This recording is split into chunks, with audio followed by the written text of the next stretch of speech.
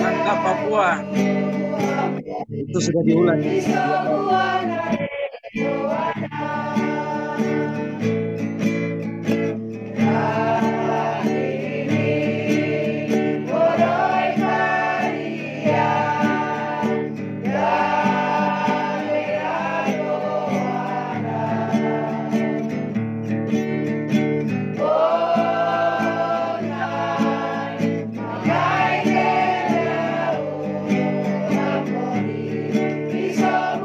negeri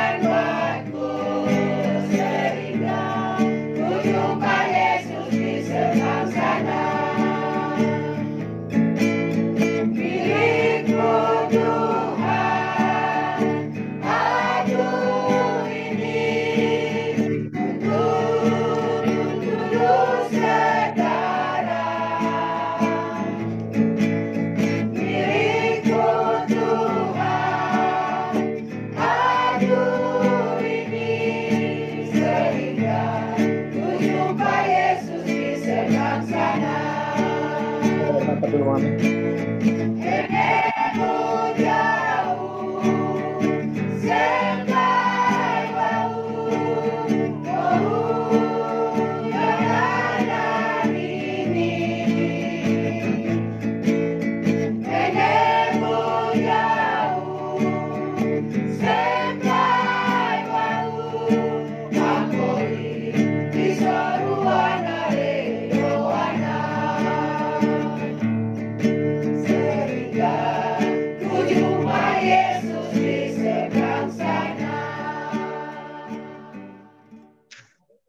Amin, puji Tuhan, luar biasa. Ya, luar biasa, Papua. Amin, amin. Amin, amin, amin. Berkati Saudara Nolfi. Mantap Papua. Maju terus Papua. Ya, terima kasih Maju terus. untuk lagu pujian yang Putus. sudah DP jaringan ini putus-putus ini. Nanti kita ngobrol-ngobrol sesudah ibadah. Tapi menyanyinya tidak putus-putus. Sama jaringan Ayo, agak. nanti kita sambung pas selesai ibadah. Baik, terima kasih untuk lagu pujian yang sudah disampaikan dari Jayapura. Sangat indah dan sangat memberkati kita semua. 2 bahasa. Kalau boleh dibagikan liriknya supaya kami juga belajar di Uni Barat ini untuk lagu Papua dan terjemahannya. Bagus sekali, terima kasih. Lagu pujian yang sudah disampaikan jadi berkat bagi kita. Baik, Ibu Orpa Hajo ini banyak pengalaman di dalam pelayanan penginjil literatur. Tentunya banyak sekali. Orang Jawa bilang banyak. Namun beliau hanya meringkaskan dalam waktu kurang lebih 5 menit saja. Walaupun begitu banyak kesaksian, tapi beliau akan ringkaskan dalam waktu 5 menit. Dan mari kita nikmati berkat melalui kesaksian dari Papua, tetapi berdomisili di Seattle, Amerika Serikat. Waktu 5 menit ke depan kami serahkan kepada Ibu Orpa Hajo. Silakan Ibu, kesaksiannya. Silakan di-unmute Ibu. Di-unmute dulu.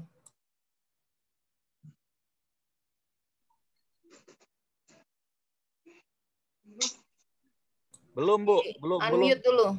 Di-unmute lagi. Sampai terbuka mic-nya. Oke, Sudah? itu sudah. Okay. Sudah. Silakan. Baik, selamat pagi untuk saudara-saudaraku yang kekasih, para PL, ya, para pimpinan penerbitan Uni Timur, sudah Pendeta Kasenda, dan juga Pendeta Hasibuan, Hormat Hasibuan, Uni Barat, dan juga ya teman-teman kita semua yang hadir pada pagi ini. Ya. Terima kasih. Kesaksian saya tidak dikenal maka tidak disayang. Tidak dikenal maka tidak disayang. Jadi tentunya sedikit saja saya perkenalkan. Saya ya mendampingi suami saya Urbanus Hajo. Pak Hajo dia seorang PL. Ya, saya pendamping Ibu, tetapi selalu di mana dia berada, saya di situ. Jadi Pak Hajo berasal dari NTT, Pulau Sabu. Saya sendiri berasal dari Serui, Bapak Serui, Mama Toraja. Jadi campuran. Kami menikah tahun 75. Kemudian kami dikaruniai anak, 5 orang anak. 5 orang anak dan cucu saya sudah 11 saat ini. Ya, sudah 11 orang. Lalu anak mantu tentunya 5. Yang tua berada sebagai dosen di Ambon, di Unpati Ambon. Yang kedua sementara ambil S3 di Inggris, di London. Ya, kebetulan besan saya dengan keluarga Kasenda, anak mantu saya. Kemudian yang ketiga Pendeta Hajo di Jayapura. Yang keempat menikah dengan Pendeta Rakmeni. Dan yang kelima yang bungsu, suaminya baru mau kuliah di Unai, ambil kependetaan. Jadi kami betul-betul merasakan terberkati dengan keluarga kami ini. Baik saudara-saudara, saya masuk dalam pengalaman ketika memulai pekerjaan ini tahun 75, setelah menikah, Desember kami menikah, 76 datanglah pendeta, waktu itu ketua daerah Pendeta Masih, F.A. Masih. Saudara Hajo, ini ada pekerjaan bagus. Jadi penginjil literatur. Saudara Hajo waktu itu bilang, aduh tidak mau, saya tidak suka dagang-dagang. Itu kata pertama yang keluar dari Saudara Hajo. Tapi Pendeta masih bilang begini, bukan saudara, nanti kalau saudara sudah jadi penjual buku sukses, saudara bisa jadi pendeta. Pada waktu bilang jadi pendeta, rupanya hatinya di situ. Akhirnya oke, saya mau. Mulai waktu itu kerja di jadi office boy di satu hotel, gaji 30.000. Gaji 30.000. Terus sudah kalau begitu saya beli buku. Gaji pertama saya beli buku. Pada waktu beli buku, 15 menit buku habis. Pergi lagi beli. Jadi jual jadi 60.000. Wah, ini pekerjaan luar biasa. Dalam hatinya tidak mau dagang-dagang, tetapi kenapa ini buku laris sekali. Akhirnya dituntunlah mencari cara menjual buku yang sukses. 5 langkah menuju sukses. Pada waktu sudah dilatih demikian rupa, ternyata luar biasa. Tuhan berkati keluarga kami. Tahun 79, Saudara Hajo tembus untuk mengikuti acara Abraham Laru di Hong Kong. Dan pada tahun 85, ikuti acara di GC di New Orleans. Karena kesuksesan. Tapi saya mau cerita satu pengalaman yang mungkin bisa membawa pada kita para PL untuk bagaimana melihat tangan Tuhan yang tidak pernah lepas dari pengalaman-pengalaman kita menjadi penjual buku. Pada tahun 83, kami diutus untuk pergi ke Biak, untuk membawahi Kabupaten Biak Numfor, untuk membuka balai buku Advent di Biak. Pada waktu itu, buku-buku semua sudah harus dikembalikan di ABC. Lalu Pak Hajo minta uang untuk kami berangkat. Waktu itu dengan kapal perintis, belum ada kapal-kapal yang mewah seperti sekarang ini. Kami dengan kapal perintis terus tanya ongkos kapal 75.000. Pada waktu tanya ongkos kapal 75.000, minta uang di bendahara. Bendahara bilang, oh nanti pakai uangnya dulu, baru nanti diganti sesuai kwitansi. Kemudian pulanglah Pak Hajo dari kantor daerah. Aduh, besok kapal sudah ada untuk berangkat kami ke Biak. Tapi bagaimana? Ini uang tidak ada. Kami punya buku-buku juga sudah tidak ada di tangan. Tinggal 2 buku kecil. 2 buku itu adalah Hidup yang Terbaik sama Memesrakan Hubungan Suami Istri. Harganya waktu itu 5.500. Jadi itu tahun 83. Jadi 2 buku itu berarti 11.000. Bagaimana ini? Besok kapal sudah harus berangkat kami. Tidak mau tahu, bendahara daerah tidak mau tahu, ketua daerah juga kita harus berangkat. Kami berdoa. Hari itu hari Rabu. Saya masih ingat persis 5 Maret hari Rabu tahun 83. Kami berdoa, aduh bagaimana caranya nih? Mah, kita pergi ke gereja cepat. Kami berdoa, habis berdoa, belum jam 7 malam Rabu, kami sudah ada di gereja. Pada waktu di gereja kami rembuk, habis berdoa lagi kami berdoa, gimana ini? Nanti sudah 2 buku ini, kami pulang, kami jalan Scanfest. Tapi sudah jam 9 malam kalau pulang gereja. Masa kita mau jual buku malam? Belum pernah kami jual buku malam, kecuali ada spesial Canvas. Tapi hari itu tidak ada spesial Canvas, tapi kami harus gunakan waktu yang singkat itu untuk jual buku. Kami mau lihat bagaimana Tuhan buat untuk kami pada malam itu. Sedangkan bergumul, tidak ada uang untuk berangkat besok. Sudah, saudara-saudara sekalian, pada waktu habis pulang gereja kami lihat jam. Waktu itu tahun 83 di Jayapura, masih sangat sepi. Mobil saja jam 7 malam sudah tidak jalan. Sehingga kami jalan kaki, pulang ke rumah itu jalan kaki. Pada waktu kami jalan, mungkin sekitar 50 meter, kami melihat kalau siang hari tidak kelihatan rumah. Tetapi kenapa malam hari ini rumah itu terang benderang? Kalau siang hari kelihatan dari luar itu seperti gudang, seperti gudang, bukan bentuk rumah. Tetapi malam hari lampunya terang benderang, sekitar 50 meter dari gereja kami jalan. Terus almarhum ini Pak Hajo bilang begini, ini dia. Rumah ini Tuhan sudah siapkan untuk kami berangkat besok. Terus saya bilang, kok bisa? Sedangkan buku kami yang di tangan kami ini cuma 2 buku kecil. Memesrakan Hubungan Suami Istri sama Hidup yang Terbaik. Masa mungkin? Ayo mama ikut. Filipi 4 ayat 19. Allahku akan memenuhi segala keperluan. Ayat ini saya pegang sampai hari ini. Kesaksian kami ini. Lalu kami menyeberang. Pada waktu kami menyeberang, itu pintu sudah terbuka. Pintu yang tuan rumah ini sudah terbuka. Dia sementara tidur-tidur di kursi, seperti kursi malas begitu. Wah, terang sekali rumahnya. Kami tidak perlu ketuk pintu lagi karena pintu terbuka. Jadi kami, selamat malam Bapak. Selamat malam Bapak Ibu, mari silakan masuk. Ada apa yang bisa saya bantu? Oh iya, iya Pak, begini, kami dari pelayanan pendidikan kesehatan yang biasanya kami harus bekerja pada siang hari, tetapi karena ada rumah-rumah yang belum sempat kami kunjungi, sehingga malam hari pun kami gunakan kesempatan pada saat ini. Oh iya, silakan Bapak Ibu duduk. Pada waktu kami sudah duduk, ada buku-buku apa Pak? Oh ini cuma kami biasanya bawa buku kesehatan Pak, tapi sudah habis, tinggal 2 buku keluarga, yaitu Hidup yang Terbaik sama Memesrakan Hubungan Suami Istri. Akhirnya, oke Pak, saya ambil 2 buku ini. Diambillah buku ini, tapi Bapak ini dia bergeser ke ruangan seperti meja kerja. Dia bergeser, Pak sebentar ya. Saya kebetulan tidak ada uang cash, jadi saya kasih cek sama Bapak Ibu. Dia tulis ini cek, dia kasih sama ini. Kebetulan tidak etis untuk kami melihat itu cek. Jadi Bapak ini Pak Hajo terima, Pak Hajo lipat, lalu taruh di kantong. Pak, sebelum kami pergi, permisi kami mau berdoa dengan Bapak. Oke, terima kasih. Kami berdoa, habis berdoa kami dalam hati kami, aduh sudah perlu duit, cuma 2 buku, cuma 11.000, tidak ada uang cash lagi. Saya sudah seperti ngomel-ngomel kecil, tapi ya syukurlah daripada tidak ada uang, sudah ada uang 11.000. Tapi Pak Hajo penasaran, Mah cepat-cepat kita cari lampu jalan. Kok 11.000 masa tidak punya? Dalam hati kami ya, masa 11.000 aja tidak ada uang, kok dikasih dicek. Tapi sebelum waktu itu Bapak yang kasih cek ini dia bilang, Pak besok kita akan ketemu di Bank Eksim, dulu Bank Eksim, sekarang Bank Mandiri. Jam 8 kami ketemu, nanti saya ada di sana, nanti Bapak cairkan cek itu di sana. Oke, akhirnya kami waktu sudah pulang, sudah pamit dari tuan rumah ini, kami kejar-kejar, di mana ada lampu jalan. Oh, masih ada sekitar 20 meter. 20 meter. Kami begitu sampai di lampu jalan, Pak Hajo lihat.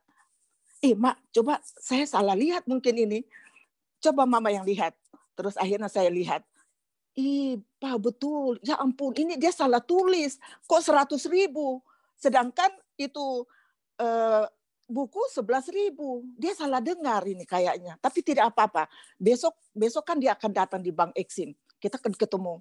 Saudara-saudara sekalian, pada waktu malam itu hampir tidak bisa tidur. Mau cepat pagi. Kita sudah sampai di rumah. Aduh, kalau bisa cepat pagi. Kami sudah berdoa lagi sampai besok pagi. Kami duluan. Mungkin ada 15 menit sebelum bank buka. Kami sudah duluan. Tiba-tiba kami lihat mobil Bapak ini sudah turun. Langsung Pak Hajo sambut beliau.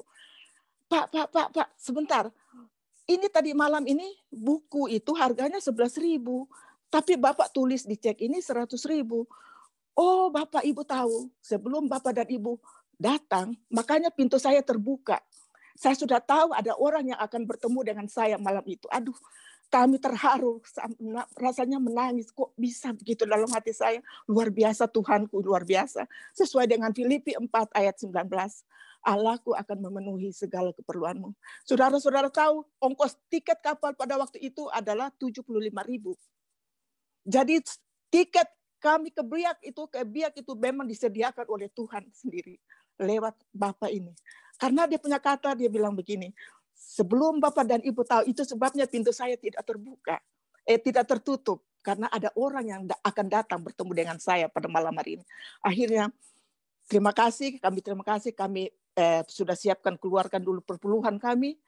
20 waktu itu kami sudah mengikuti program dulu, sekarang bilang terpadu ya. Jadi 10.000, 20.000 kami sudah kasih keluar. Lalu pas ada sisa 5.000, 75.000 kami bawa kapal, kami berangkat ke Biak untuk tugas di tempat tugas yang baru untuk buka jaringan Bali Buku Advent. Pada waktu kami sudah sampai di Biak, saudara-saudara sekalian, Pak Hajo tidak diam. Dia langsung menyeberang ke Serui. Dari Biak ke Serui itu harus pakai kapal lagi 1 malam ke Serui untuk buka jaringan ke Biak. Jadi saya tinggal bersama anak 3 waktu itu, anak baru 3. Jadi anak yang pendeta yang nomor 3 itu baru umur 1 tahun. Pada waktu kami numpang di rumah kakak saya.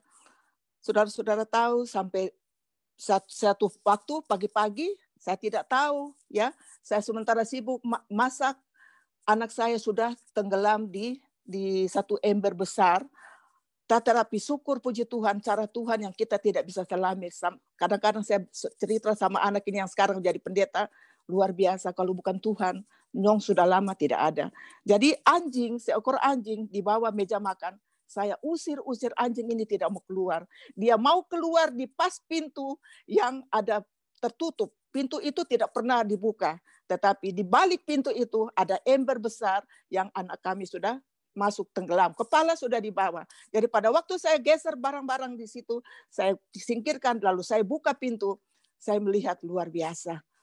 Anak ini kaki sudah bermain seperti bebek di atas, kepala. Lalu saya angkat, saya kasih turun, kita coba keluarkan air, rupanya baru masuk dalam air yang tenggelam itu. Kemudian saya coba taruh, setelah habis gosok minyak, anak ini ternyata dia lari. Dia lari berarti tidak apa-apa. Disitulah saya berdoa, Tuhan selamatkan dia. Kalau dia besar nanti, biarlah dia jadi seorang hamba Tuhan, dia jadi pendeta. Dan benar, Tuhan jawab doa saya. Hari ini, ya saya ada suruh dia ikut Zoom ini hari, mudah-mudahan dia ada, pendeta James Hajo. Dia sekarang jadi pendeta di Papua. Pendeta, dia membawai 3 jemaat, menjadi pendeta wilayah di Doyo Baru. Kesaksian saya sampai di sini, tapi bagaimana saudara-saudara, kalau kita gantung sama Tuhan, kerja dengan sungguh-sungguh sama Tuhan, Tuhan tidak pernah biarkan kita. Ini pengalaman saya, kiranya boleh menjadi berkat untuk kita semua yang hadir pada pagi hari ini. Boleh bertanya, Ibu. Terima kasih, amin. Terima kasih, Ibu Hajo. Mau bertanya. Ya, boleh. Puji Tuhan, terima kasih. Terima kasih, Tuhan berkati. Saya boleh bertanya setengah menit saja? Boleh. Nanti, Oke, Ibu Pak Pendeta Yudhe, Hajo. nanti setelah ibadah baru ada pertanyaan. Kita Oke, lanjut. saya pikir begitu. Saya pikir Jadi nggak begitu. ganggu. Nanti kita ngomong sesudah ibadah. Baik. Terima kasih Ibu Ajo. Pak Hajo. Sangat menyentuh dan sangat menguatkan kesaksian ini. Luar biasa. Saya pun mendengarkan terheran-heran hebatnya Tuhan berkarya bagi keluarga Ibu Orpa Hajo. Pendeta Hajo adalah teman kami waktu di Unpad. Saya baru tahu kalau dia hampir mati. Terima kasih untuk kesaksian yang luar biasa pagi ini dan pimpinan Tuhan. Baik, saudara-saudara sekalian, kita akan memasuki renungan yang nanti akan disampaikan oleh Pendeta Nolfi Lensun. Namun ada beberapa informasi yang perlu kami sampaikan. Pada 2 minggu mendatang ada ibadah gabungan yang sama seperti ini. Kita ada hadiah istimewa yang nanti saudara akan saksikan tanggal 25 nanti ada sponsor yang sudah mensponsori satu hadiah utama berupa alat pijit ya. Bagi PL yang capek tentunya, Ibu Novera mau tunjukin? Ada? Seperti ini. Ya. Jadi capek-capek pulang dari Canvas, ada satu alat seperti ini. Ini Ibu Novera sudah tunjukin. Dan ini nanti akan diberikan pada waktu 2 minggu depan. Pada waktu pertemuan gabungan 2 minggu depan. Jadi jangan lewatkan pertemuan 2 minggu depan lagi. Oleh karena ada kejutan-kejutan yang akan diberikan oleh sponsor. Kira-kira ini untuk 2 minggu depan, tanggal 25 Oktober. Undang dan jangan lewatkan acara ini. Baik. Selanjutnya kita akan dengarkan firman Tuhan. Terima kasih Ibu Novera untuk share screen-nya dan sponsor untuk acara ini. Kita akan memasuki firman Tuhan. Kita akan menyanyikan lagu tema yang baru nanti tahun depan. Saya akan share screen dan mari kita bernyanyi bersama-sama. Kemudian waktu selanjutnya kami berikan kepada Bapak Nolfi diatur sebijaksana mungkin waktunya agar supaya kita bisa mendapatkan firman Tuhan dengan baik. Baik, lagu tema kita akan share screen.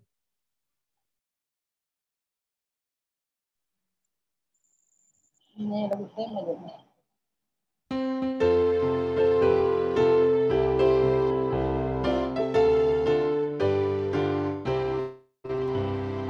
Kita penginjil literatur berbaris melalui masa, kabarkan Injil keselamatan memulai gereja kita. tetapi banyak yang belum kenal Dia akan kasih rahmat-Nya. Saatnya khotbahkan Injil sebelum Yesus datang. Saatnya kita jangkau kota, gunung, bukit, serta lembah. Setiap desa, setiap jalan, kita jangkau tiap hari. Kaya, miskin, tua, muda, beritakan pada tiap orang. Jangan tunda, beritakanlah. Sekarang saatnya kita.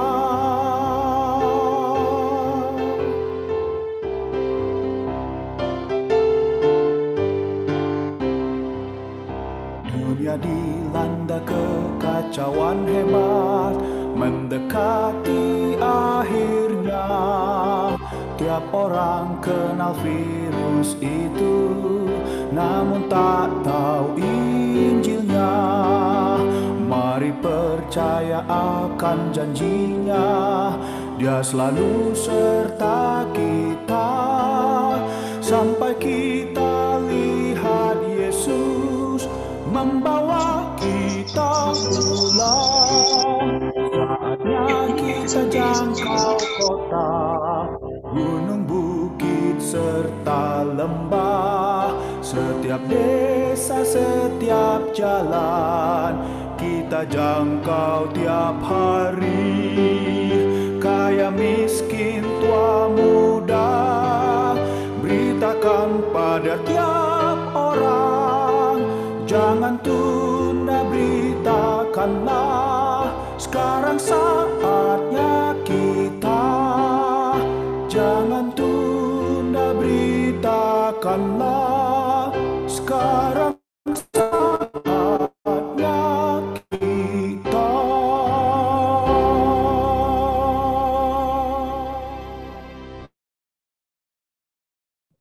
Amin.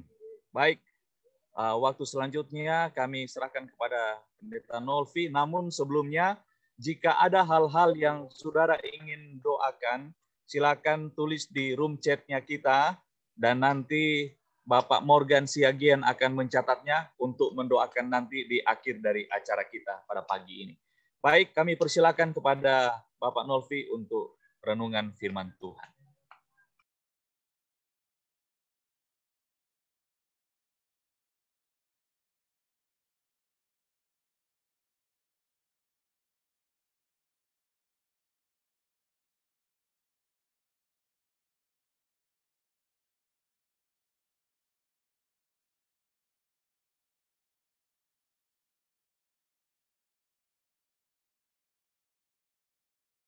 Sudah. Halo, selamat pagi. Bagaimana, bisa dengar? Bisa. Halo. Silakan, bisa didengar. Oke. Baik. Tinggal dibesarkan Terima kasih. saja. Tinggal dibesarkan saja screen-nya. Tinggal dibesarkan saja PowerPoint-nya. PowerPoint-nya sudah dapat?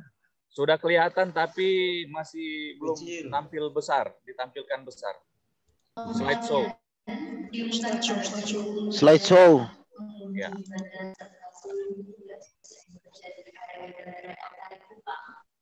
Ya. Oke, sudah kelihatan. Ya. Oke. Silakan, Pak.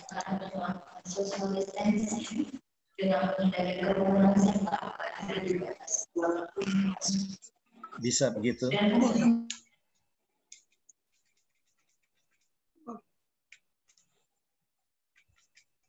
Oke, selamat pagi untuk kita semua. Selamat pagi. Pagi.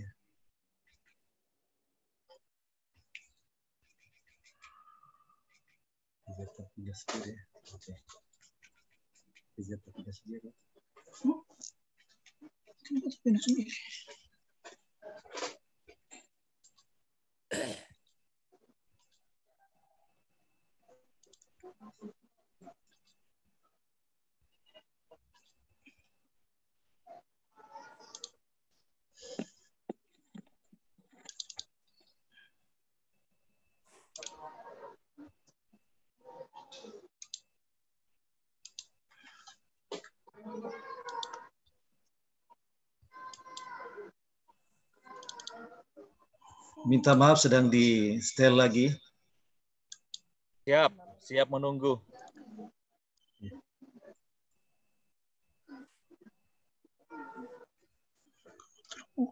Ada sedikit gangguan laptopnya ini.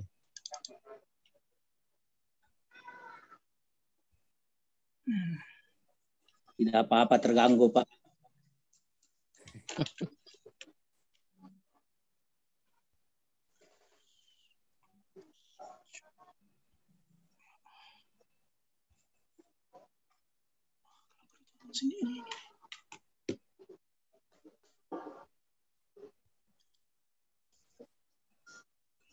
Sendiri dia. Ya. Kenapa cuma sendiri dia? Itu biasa ya.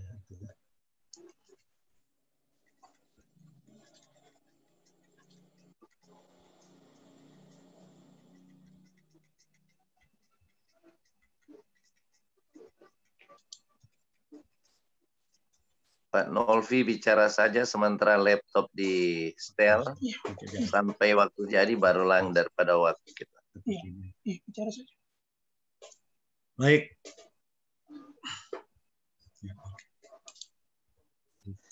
Selamat pagi.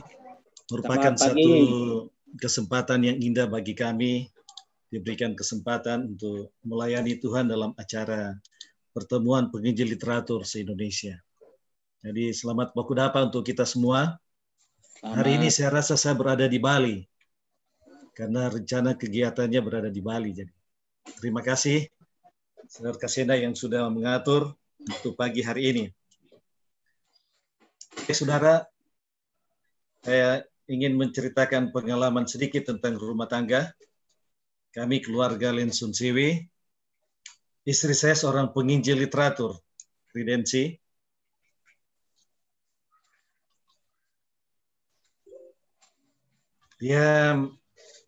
Kami mempunyai 3 orang anak. Anak yang pertama bernama Novalen, lahir di Sorong, sekarang bekerja di Rumah Sakit Advent Bandung. Dan anak yang kedua adalah Enrico Lensun, sementara kuliah di Universitas Kelabat, semester yang terakhir mengambil kependetaan.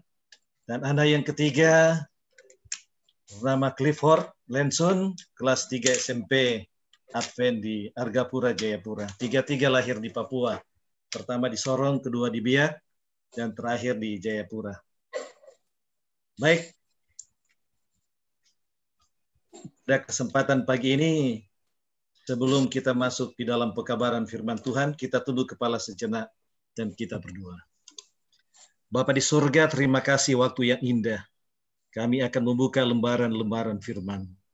Kebutuhan kami yang terbesar adalah kebutuhan akan kuasa Roh Kudus-Mu, menyanggupkan kami untuk membawakan pekabaran pada pagi hari ini. Biarlah firman ini menjadi berkat, nama-Mu dapat dimuliakan.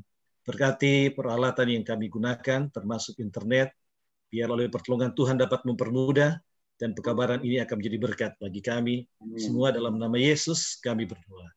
Amin. Amin. Baik. Untuk judul pekabaran pada pagi hari ini adalah perbedaan pekerjaan dan panggilan. Maksud saudara ini sering terkotak-atik, itulah sebabnya harus kembalikan cara diatur tapi belum juga selesai. Perbedaan pekerjaan dan panggilan. Pertanyaan,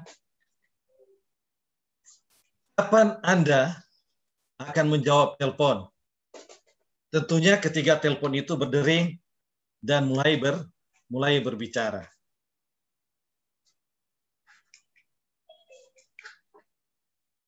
Ketika telepon berdering dan mulai berbicara.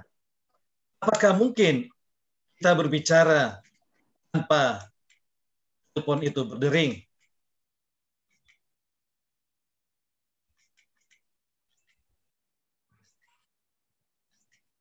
Oke. Orang yang melayani adalah orang yang telah menjawab panggilan Allah. Apa perbedaan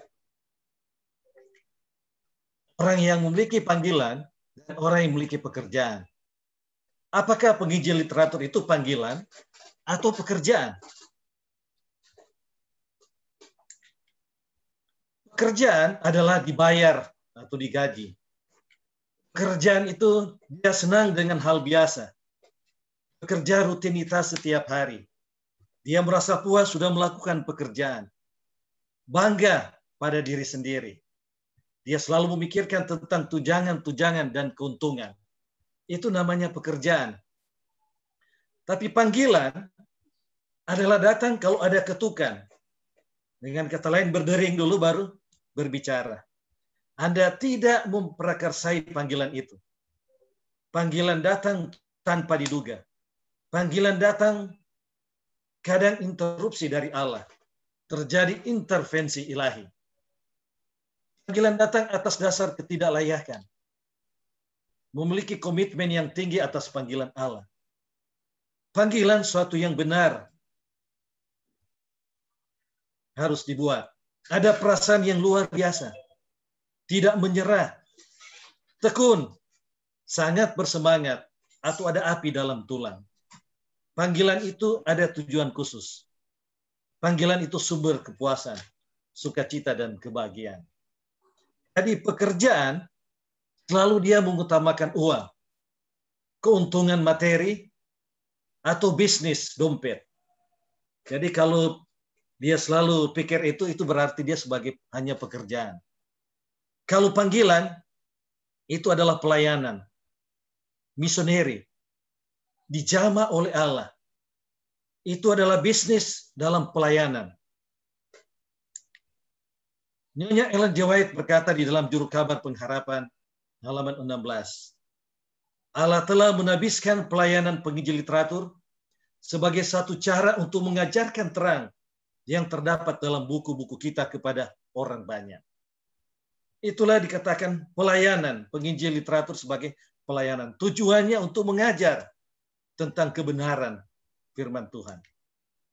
Selanjutnya dalam buku Kabar Pengharapan halaman 21, Nyoet katakan, saatnya sudah tiba di mana pekerjaan besar harus dilakukan. Para penginjil literatur, saya ulangi, saatnya sudah tiba di mana pekerjaan besar harus dilakukan oleh para penginjil literatur. Dunia sedang tidur. Sebagai penjaga, kita harus membunyikan lonceng peringatan bahaya untuk membangunkan orang yang tidur lelap, yang sedang mengancam mereka. Saudara, saya ingin berikan sedikit pengalaman kesaksian. Halo, bisa didengar lagi? Halo? Ya, lanjut. Ada ya? Ada, lanjut. Oke, lanjut. Terima kasih.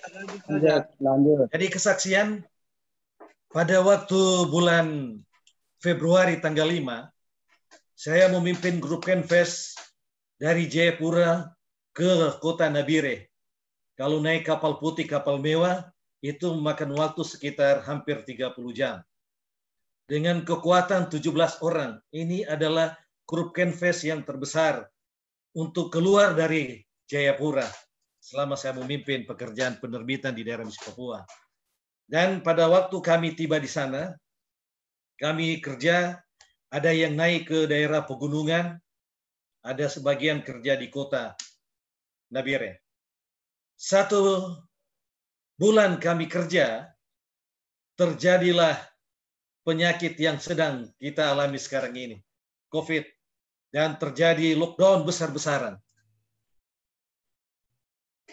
Akhirnya membuat pekerjaan ini harus terhenti. Sudah 2 minggu lockdown, tapi kami masih paksakan untuk kerja. Tetapi sesudah 2 minggu itu, saudara, situasi semakin ketat, dan kami semua ini adalah pendatang, bukan KTP di situ. Kami dianjurkan untuk tidak bisa kerja. Dan memang banyak masyarakat yang sudah mulai tolak, kantor-kantor ditutup. Akhirnya saya katakan kepada teman-teman literatur, kita istirahat. Kita istirahat, kita layani tagihan pesanan saja.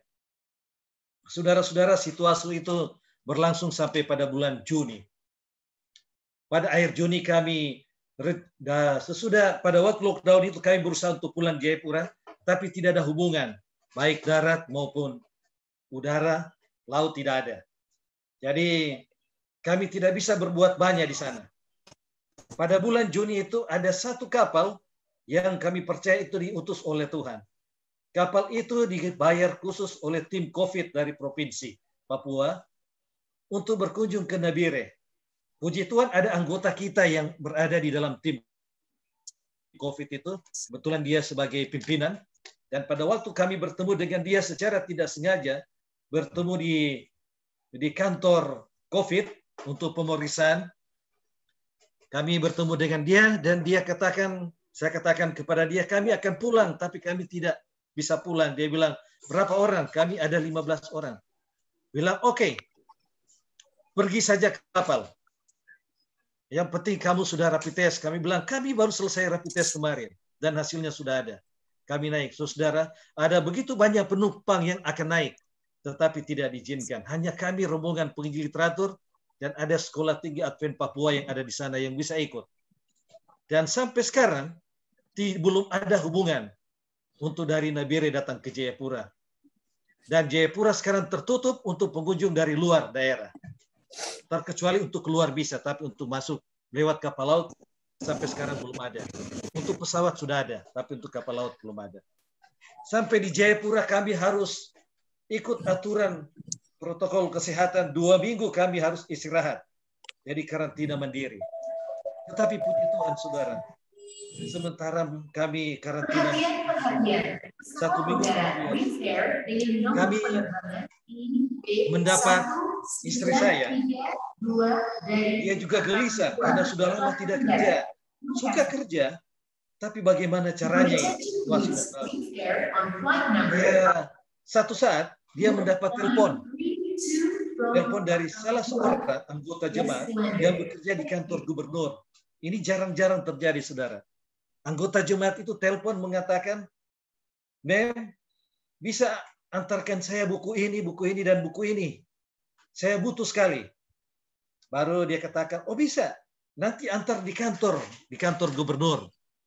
Jadi pada 2 hari kemudian istri bawa buku itu ke kantor gubernur. Saudara, betapa kagetnya istri saya pada waktu dia masuk di kantor gubernur. Begitu banyak orang yang ada di kantor gubernur. Dengan kata lain, semua pegawai ada.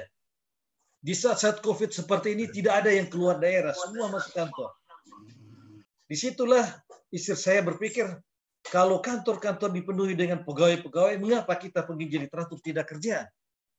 Nah, pada hari Senin, saya mengundang semua teman-teman literatur walaupun masih dalam keadaan COVID. Jayapura memang merah sampai sekarang ini. Kota Jayapura sudah 2.000 lebih yang kena COVID. Sudah sekitar hampir 60 yang meninggal di kota Jayapura.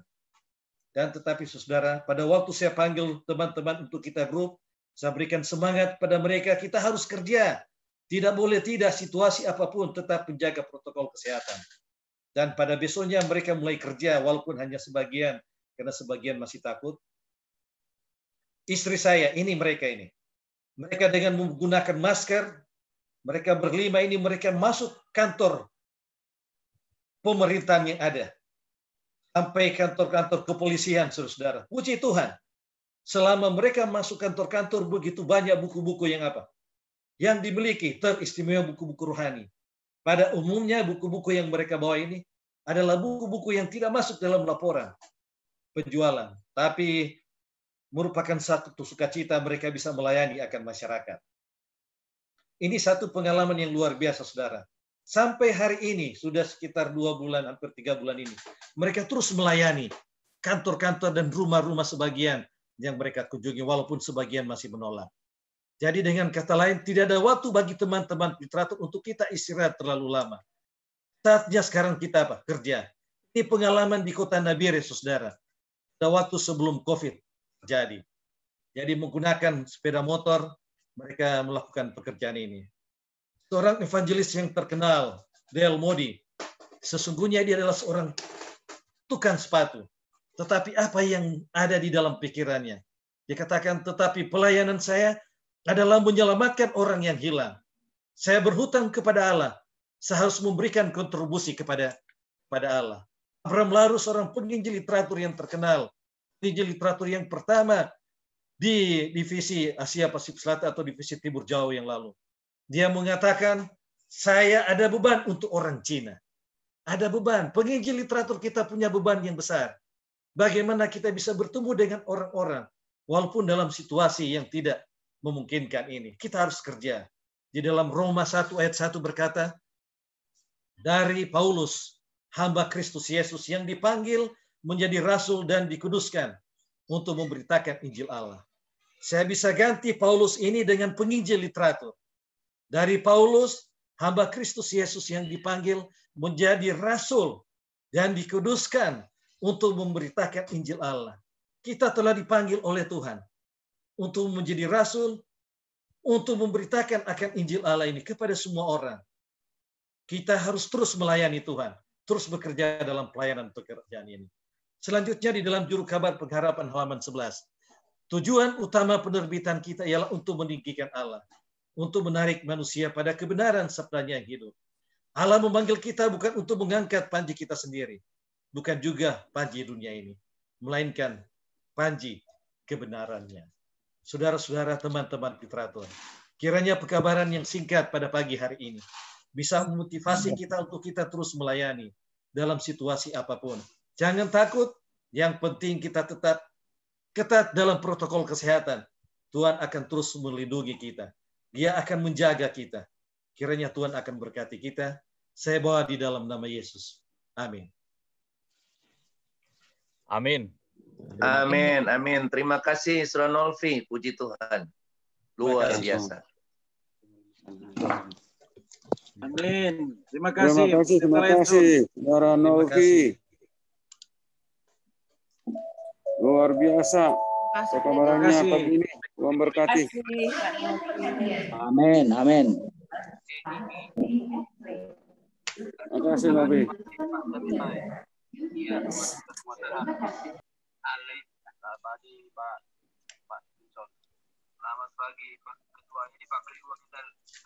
Baik, terima kasih Pak Nolfi Lensun untuk pekabaran yang sudah disampaikan, sangat menguatkan kita semua dan tentunya akan membuat kita semakin giat dalam pelayanan yang kudus yang diurapi oleh Tuhan untuk sebuah pekerjaan dalam menyampaikan kabar Injil keselamatan melalui tim literatur kita yang ada di Indonesia. Baik, saudara-saudara sekalian, kita langsung saja kepada doa tutup, dan doa tutup ini sekaligus akan mendoakan doa-doa, usulan-usulan doa yang sudah